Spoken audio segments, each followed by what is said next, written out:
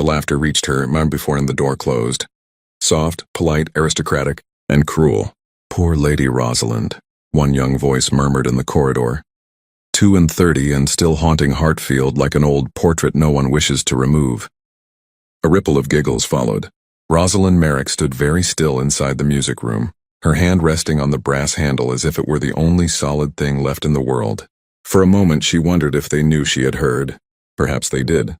Perhaps it no longer mattered. After all, invisibility had its advantages. One learned to endure humiliation quietly when society had already decided one did not exist. The music room lay empty in the quiet wing of the Hartfield Manor, the tall windows casting late afternoon light across the polished oak floor. Dust floated through the air like drifting gold. Rosalind crossed the room slowly. Her steps made almost no sound. She had practiced that too. At 32, she had mastered the art of moving through rooms unnoticed, of holding coats while others danced, of arranging flowers while laughter echoed around her. Useful. The word clung to her like damp cloth. She placed her shawl over the back of a chair and approached the pianoforte near the window. Beyond the glass stretched the Hartfield Gardens, green lawns, trimmed hedges, and roses blooming beneath the July sun. Beautiful. Yet Rosalind saw none of it. Instead, she heard Victoria's voice again. "Aunt Rosalind is so useful." The remark had not been meant unkindly, which somehow made it worse. Her fingers pressed lightly against the keys. One note sounded. C-sharp. It trembled through the silent room before fading far too quickly. Rosalind closed her eyes. She would not cry. Not again. She had done that earlier beneath the oak grove where no one could see. Even so, her throat tightened. For just a moment she allowed herself a dangerous thought. Not to be useful, not to be kind, but to be wanted? To enter a room and feel someone look for her. The thought was reckless enough to make her laugh softly. Who would look for a woman the world had already dismissed? Then footsteps sounded in the corridor. Firm, measured, unmistakably masculine. Rosalind stiffened. Men rarely wandered into the quiet wing reserved for music and embroidery. The door opened before she could compose herself. Light from the hall cut across the floor, and in that doorway stood the most feared man in England, Alexander Granville, the Duke of Winterbourne. Tall, broad-shouldered, dressed in dark riding clothes dusted with the road. The last rays of sunlight framed him like something carved from shadow and steel. For a moment, neither of them spoke. Rosalind's heart stuttered painfully in her chest. Everyone knew the Duke of Winterbourne. He was spoken of in whispers across drawing rooms from London to Bath. A war hero, a widower, a man whose cold composure had turned away every ambitious mother in England. His wife had died 3 years ago. Since then, society claimed Winterbourne's heart had been buried beside her. Yet now those sharp gray eyes were fixed directly on Rosalind, not past her, not through her, at her. The intensity of it made her breath catch. "My apologies," he said at last, his voice deep and unexpectedly gentle. "I did not realize the room was occupied." Rosalind quickly lowered her gaze, mortified that he might notice the lingering evidence of tears. "Your Grace," she murmured. She attempted a small curtsy, but the hem of her simple gown tangled around her shoe. The movement sent her stumbling forward. Before she could recover, he crossed the room in 2 swift strides. His gloved hand closed around her arm. Steady. Warm. The contact lasted barely a second, yet the air between them shifted in a way Rosalind could not explain. "Are you hurt?" he asked. The concern in his voice startled her far more than the touch. No one asked her such questions. "I am quite well," she replied quickly. A polite lie, the sort she had spoken 1,000 times. But he did not release her arm immediately. Instead, he studied her with unsettling attention, as though weighing the truth behind her words. "It does not appear so," he said quietly. Something fragile cracked inside her chest, because he had noticed. He had actually noticed. Rosalind forced a faint smile. "I assure you, Your Grace, there is nothing to trouble you." He hesitated. Then slowly he let go. Yet his gaze did not soften. For several seconds he simply stood there looking at her as though he were trying to remember something long forgotten. "Lady Rosalind Merrick," he said finally. Her breath caught. "You know my name?" "Of course." A faint crease appeared between his brows. "I cannot imagine why it has taken me so long to meet you." Rosalind did not know what to say. No one had ever spoken to her that way, as though her absence from the world had been an oversight. Outside, the wind stirred the garden trees.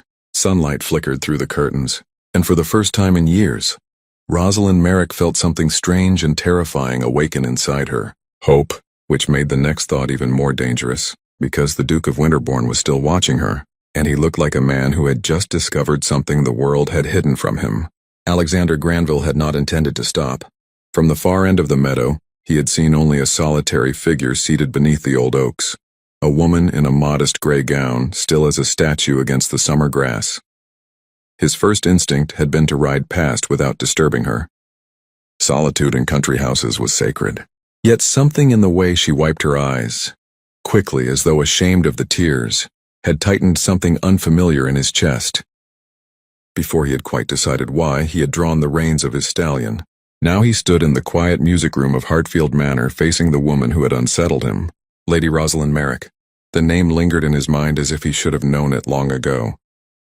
She stood near the pianoforte, her hands folded loosely before her. Nothing about her appearance should have drawn attention. Her gown was simple. Her hair, chestnut and softly coiled at the nape, held no fashionable ornament. She looked like a woman determined not to be seen, and yet Alexander could not seem to look anywhere else. It was not beauty alone that arrested him. It was the quiet gravity in her gaze, the calm endurance of someone who had been disappointed by life too many times to protest it anymore. He knew that expression. He had worn it himself since Catherine's death. "I should not have intruded," he said, taking a deliberate step backward. Distance felt necessary now. Rosalind inclined her head politely. "You are not intruding, Your Grace. The room belongs to the house, not to me." The remark was spoken without bitterness, but something about it struck him deeply. "Not to me." A curious statement for the sister of the house's master. "You are Lord Hartfield's sister," he said. "I am," she replied. "And yet you speak as though you are merely a guest here." A faint smile touched her lips. "Guests are usually noticed, Your Grace." Alexander studied her carefully. There was no flirtation in her tone, no coyness, only a quiet truth that made him strangely uncomfortable. He had attended countless gatherings in London where women worked tirelessly to capture his attention. Yet here stood a woman who seemed almost determined to avoid it. "Forgive my frankness," he said slowly, "but I do not recall seeing you in society." "You would not," she replied simply. "I stopped attending many years ago." The matter-of-factness of it unsettled him. Why would a woman of good family vanish from society so young? Before he could ask, voices drifted faintly through the corridor outside, servants moving through the hall, the distant rhythm of the household continuing its endless routine. Rosalind glanced toward the door. "I imagine my sister-in-law will soon be wondering where I have disappeared to." The choice of words amused him faintly. Disappeared. Yes, that seemed exactly the sort of word society might attach to her. She moved toward the door with quiet grace. For a moment Alexander considered letting her go. That would be the sensible choice. He had come to Hartfield only to escape London's relentless matchmaking schemes. He had no interest in entanglements, especially not with women who possessed the dangerous ability to stir feelings he had long buried. But something in the set of her shoulders stopped him, a weary dignity, like a portrait hung too long in a shadowed gallery. "Lady Rosalind." She paused. When she turned back, the late sunlight caught in her eyes, revealing warm flecks of amber hidden within the brown. "Yes, Your Grace?" He hesitated. Alexander Granville was not a man prone to uncertainty, yet the words he was about to speak felt unexpectedly difficult. "I hope," he said slowly, "that whatever troubled you earlier has passed." The faintest flicker of surprise crossed her face. "You noticed?" "I did." Her gaze dropped to the floor. It was nothing of consequence. The answer sounded rehearsed. Alexander felt an odd surge of irritation. Not toward her, but toward whatever circumstances had taught her to dismiss her own feelings so quickly. He had seen soldiers return from war with less practiced restraint. "I suspect," he said quietly, "that if it mattered enough to make you cry, it was not nothing." Rosalind looked up again. For the first time, something unguarded flashed across her expression. Not anger, not embarrassment, something far more dangerous. Gratitude. It lasted only a moment before she composed herself.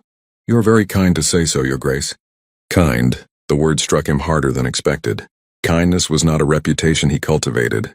Yet standing in that quiet room, watching a woman the world had apparently overlooked for years, Alexander Granville realized something unsettling. He wanted to see her smile again, and that he suspected was a mistake, because the Duke of Winterbourne had spent 3 years ensuring he would never again care enough about anyone to make such mistakes. Yet as Rosalind Merrick slipped quietly out of the music room, Alexander remained where he stood, and for the first time since Catherine's death, he felt curiosity stirring where his heart had long been silent. Rosalind Merrick spent the remainder of the afternoon doing exactly what she had done every day for nearly a decade. She made herself useful. She supervised the kitchen for the evening supper. She mended a loose ribbon on Anne's gown. She sorted correspondence for her brother's household. Every task was performed with the same quiet precision that had made her indispensable at Hartfield Manor.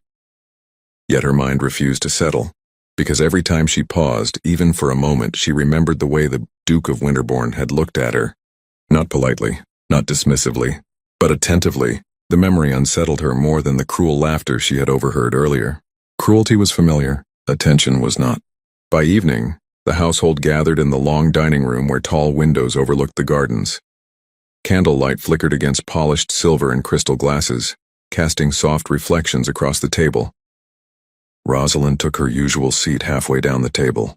It was the safest position, close enough to assist when needed, far enough from the center of attention.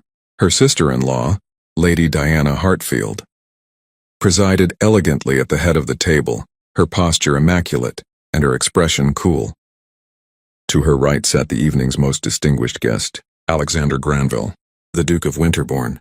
Rosalind kept her gaze carefully lowered as servants poured wine and the conversation began.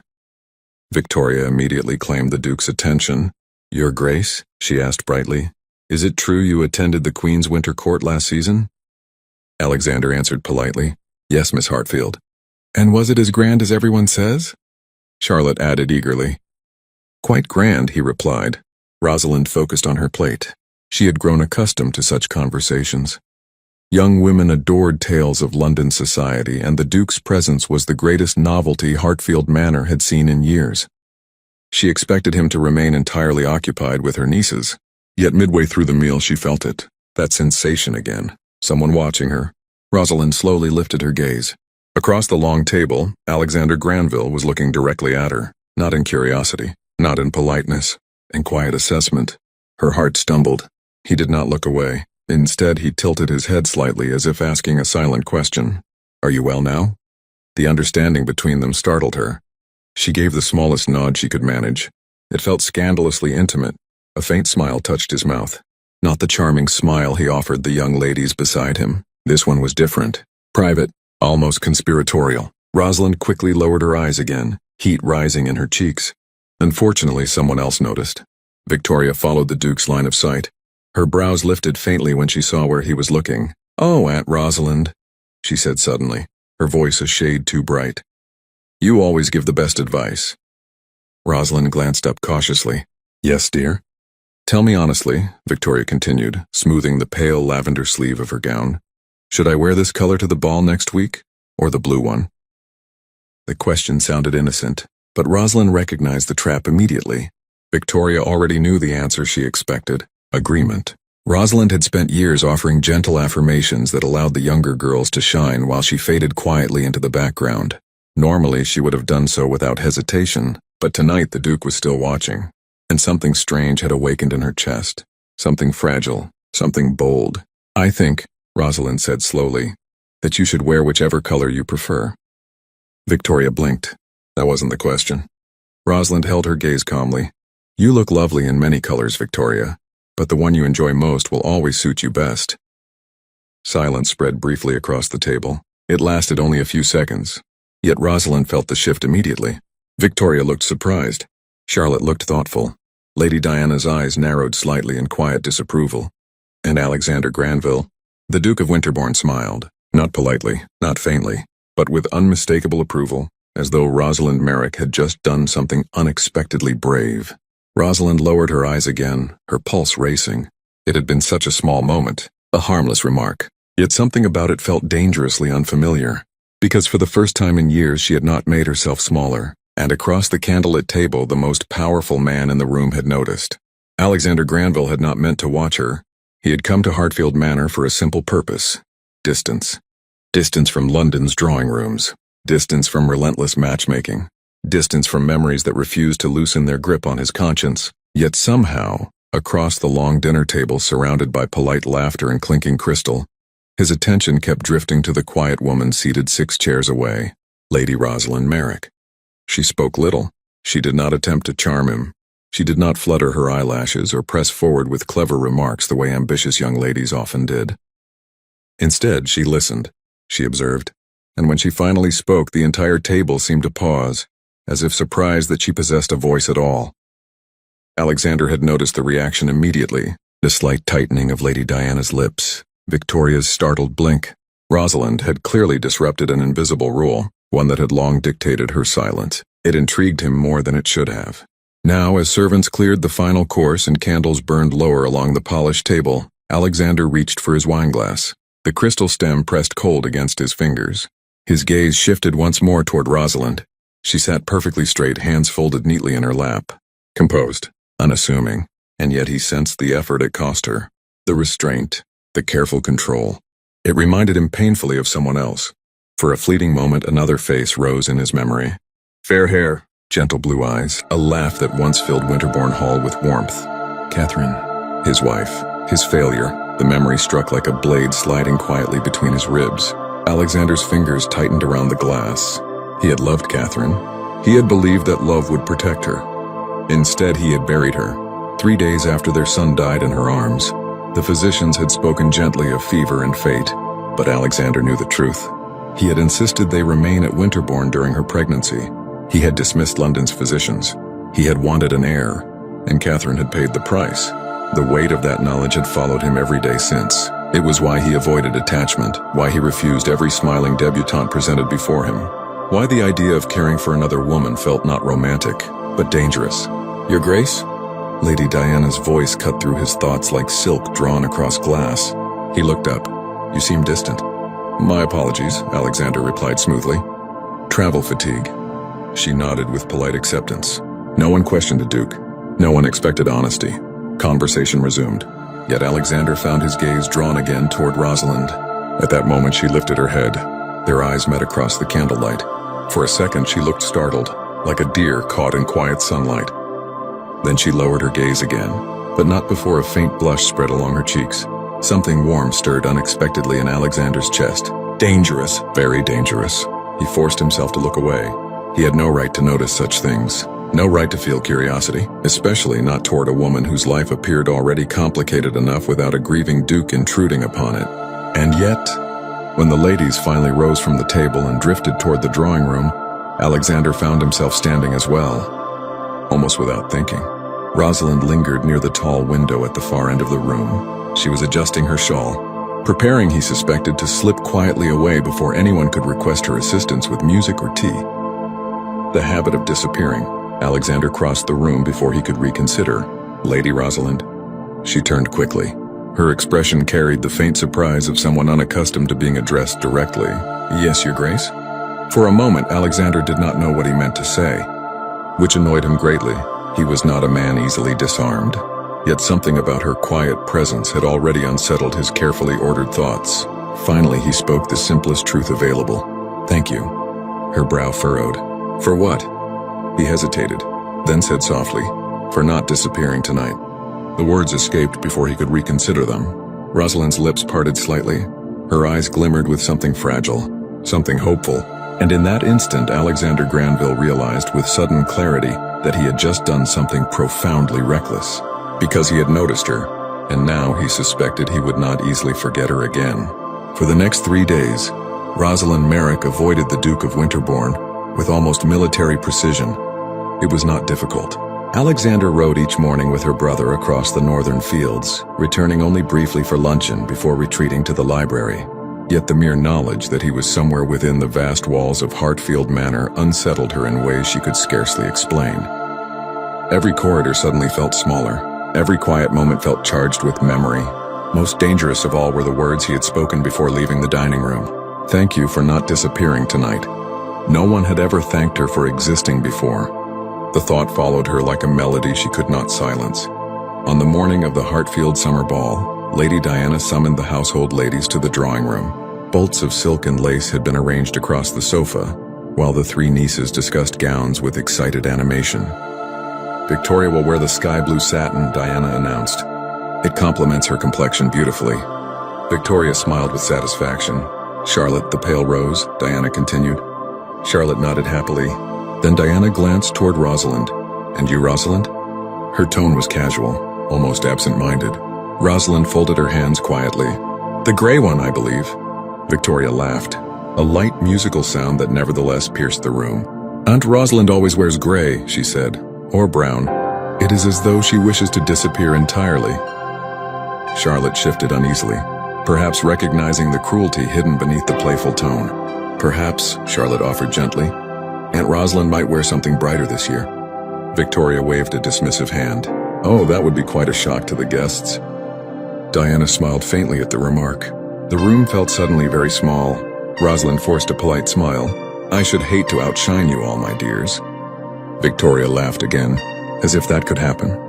The words were spoken lightly, but the truth inside them struck with quiet precision. Rosalind rose slowly. I believe I should see to the flower arrangements in the ballroom. No one stopped her. No one asked if she was well. They were already discussing ribbons and gloves again as she slipped quietly from the room. This time she did not walk to the gardens. Instead, she went directly to her chamber. The moment the door closed behind her, the fragile composure she had maintained all morning began to fracture. She sat on the edge of her bed. Her reflection stared back from the small mirror above the dressing table. Brown hair pinned neatly, plain gray gown, eyes dulled by years of careful restraint. Invisible, the word echoed through her thoughts. Perhaps Victoria had not meant to wound her. But the truth remained the same. She'd spent years perfecting invisibility. It had been safer that way, safer than hoping. A soft knock interrupted the silence. Rosalind stiffened. Lady Rosalind. The voice outside the door was unmistakable. Alexander. Her breath caught.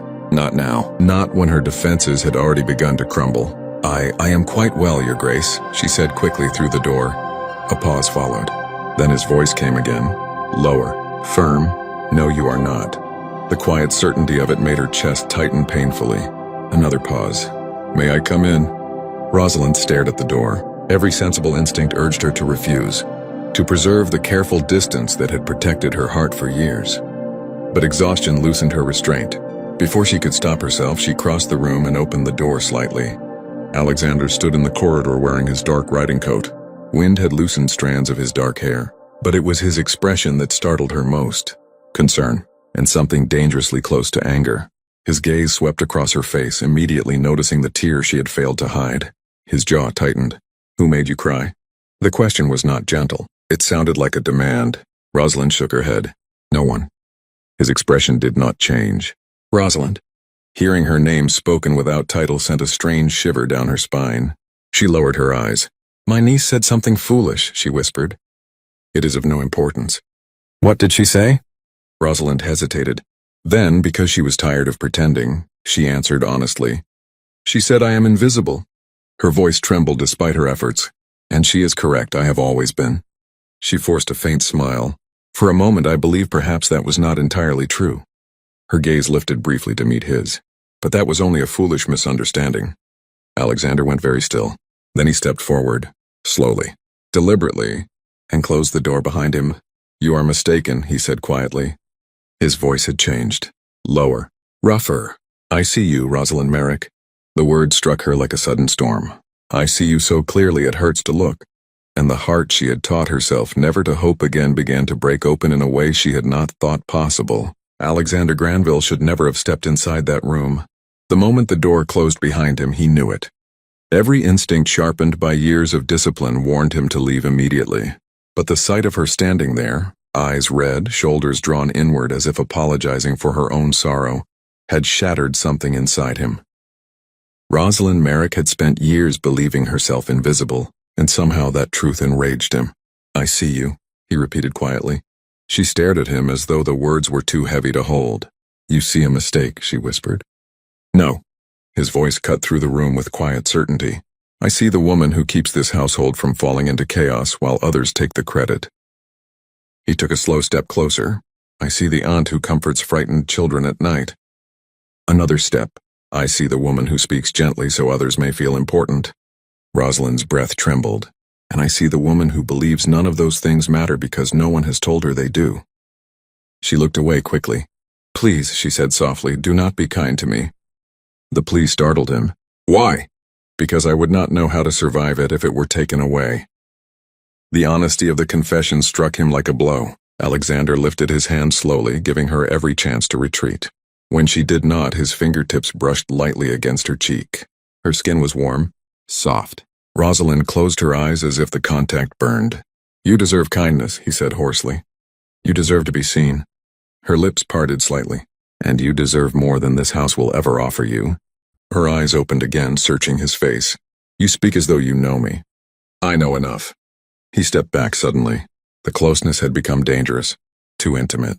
Too familiar. Memories he had buried for 3 years began stirring like restless ghosts. You do not understand, he said, his voice hardening. You must not mistake my attention for something it cannot be. Rosalind frowned slightly. What do you mean? Alexander turned toward the window. Outside, the garden stretched peacefully beneath the late afternoon sun. The world looked calm, ordered, nothing like the storm twisting inside his chest. There is a reason, he said quietly, that I refuse every woman who attempts to capture my interest. Silence hung between them. Finally, he spoke the truth he rarely allowed himself to voice. My wife died. Rosalind's expression softened. I know. You know the story, he said bitterly. You do not know the truth. He forced the words out. Catherine died of fever after giving birth. Rosalind's hand lifted instinctively to her mouth. Our son did not survive either. The memory tightened around his ribs like iron. I insisted we remain at Winterbourne during her pregnancy, he continued. I wanted an heir. I believed London's physicians unnecessary. His voice dropped. And because of that decision, she died. The confession echoed through the room like a verdict. I killed her. Rosalind shook her head immediately. No. Yes. His tone was merciless. I placed ambition above caution. The words tasted like ash. I will not make that mistake again. He turned to face her fully. If I allowed myself to care for another woman and she suffered because of me. He stopped. The thought itself felt unbearable. Rosalind crossed the small distance between them. Slowly, carefully. Her hands rested gently against his back. The touch was light, yet it steadied something wild inside him. You did not kill her, she said softly. It was tragedy. He closed his eyes briefly. No, it was life. Her voice held quiet strength. And life is not something we can control. Alexander turned toward her. She was standing very close now. Close enough that he could see the faint freckles across her nose. Close enough that her breath brushed his collar. Do not say such things, he murmured. Why? Because if I begin believing them, his voice faltered, I might begin believing I deserve to live again. Rosalind looked at him with heartbreaking tenderness. Perhaps you do. For one reckless moment, Alexander Granville allowed himself to hope she might be right, and that realization terrified him more than any battlefield ever had. Alexander should have left, after his confession, after the moment Rosalind's hands had rested gently against his back, steadying him as though the weight he carried could be shared. He should have stepped away and restored the careful distance that had protected them both. Instead, he remained standing before her, breathing the same quiet air, feeling the fragile warmth of her presence far too clearly. You should not look at me that way, he said softly. Rosalind tilted her head slightly. And how do I look at you? Like a man worth saving. Her lips curved faintly. Perhaps I am simply looking at a man worth understanding. The answer struck him harder than any accusation. For 3 years, society had treated him with careful reverence. No one questioned him. No one challenged his guilt. No one dared contradict the Duke who blamed himself for his wife's death. Yet Rosalind Merrick had done so without hesitation, without fear. Alexander exhaled slowly. You are braver than you realize. Perhaps, she said quietly. I have simply spent too long being afraid. Their eyes held. The silence between them deepened until it felt almost sacred. Then distant voices echoed in the corridor. Victoria and Charlotte, excitedly discussing the evening's ball. Reality returned like cold air through an open window. Alexander stepped back immediately. The careful mask of composure settled once more over his features. He was the Duke of Winterbourne again, controlled, impenetrable. But before leaving, he reached for Rosalind's hand. The gesture was quick, almost reckless. Wear red tonight. She blinked in surprise. Red? Yes. I own nothing red. His mouth curved slightly. You do now. Her confusion deepened. What do you mean? It will arrive before the ball. He lifted her hand to his lips and kissed her knuckles lightly. The contact sent a shiver through both of them. Tonight, he murmured. Do not disappear. And then he was gone. The dress arrived 2 hours before the ball. Crimson silk, deep and radiant, trimmed with delicate black lace. Rosalind stared at it in stunned silence as the maid helped fasten the final clasp. She had never worn anything so bold. So alive. When she descended the grand staircase of Hartfield Manor, the ballroom fell abruptly silent. Music faltered. Conversations died mid-sentence. Every gaze turned. Lady Diana gasped. Victoria's smile froze in disbelief. And standing at the foot of the staircase, Alexander Granville looked up. For a moment he said nothing. Then a slow smile spread across his face. Not the guarded smile of a duke, but the quiet, awed smile of a man seeing something precious. He stepped forward and offered his arm. Lady Rosalind. Her heart pounded as she placed her hand against his sleeve. Together they entered the ballroom. Whispers followed them like wind through silk. The invisible spinster, on the arm of England's most unattainable duke. Alexander led her directly to the center of the dance floor as the orchestra resumed its waltz. His hand rested firmly at her waist. The other held hers gently. They are all staring, she whispered. Let them, he replied calmly. They began to dance. Perfectly. Effortlessly. Rosalind barely noticed the steps. All she could feel was the steady warmth of his hand guiding her, the certainty of his gaze never leaving her face. Halfway through the waltz, Alexander suddenly stopped. Gasps rippled across the ballroom. He released her hand. Then, before the entire assembly of Hartfield's guests, the Duke of Winterbourne knelt. A stunned silence fell beneath the glittering chandeliers. Alexander, she breathed. His voice carried clearly through the room. Rosalind Merrick. He opened a small velvet box. An emerald ring flashed beneath the candlelight. You taught me something I believed impossible. She stared down at him, heart racing. You reminded me that life does not end with grief. He held her gaze steadily, and if you are willing to accept a man still haunted by his past, I will spend the rest of my days ensuring you are never invisible again. The room held its breath. Marry me. Tears blurred Rosalind's vision. For 32 years she had been overlooked, forgotten, dismissed, and now the most powerful man in the room was offering her his future before all of society. Her answer came without hesitation. Yes. Her voice rang clear. Yes, Your Grace. Alexander slid the emerald ring onto her finger and rose. Then, ignoring the shocked whispers surrounding them, he drew her into his arms and kissed her. Applause erupted around the ballroom, but Rosalind barely heard it. For the first time in her life, the world was finally seeing her. And this time, she did not intend to disappear.